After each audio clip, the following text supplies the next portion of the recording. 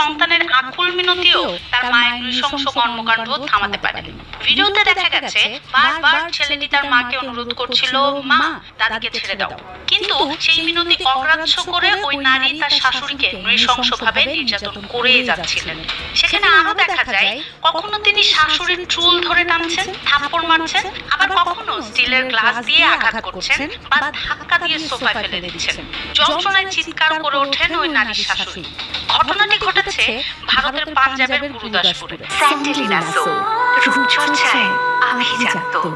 এ খবর জানিয়েছে ভারতীয় সংবাদ মাধ্যম এনডিটিভি। ভুক্তভোগী শাশুড়ি পুলিশকে জানিয়েছেন অভিযুক্ত পুত্রবধূ দীর্ঘদিন ধরেই তাকে নির্যাতন করে আসছেন এবং সব সম্পত্তি নিজের নামে লিখে দেওয়ার জন্য চাপ দিচ্ছেন। নাতি চরণবীর সিং তার দাদি ও বাবার উপর মায়ের অত্যাচারের বহু ভিডিও প্রমাণ হিসেবে রেকর্ড করে রেখেছেন। চরণবীর জানান তার মা মদ্যপ অবস্থায়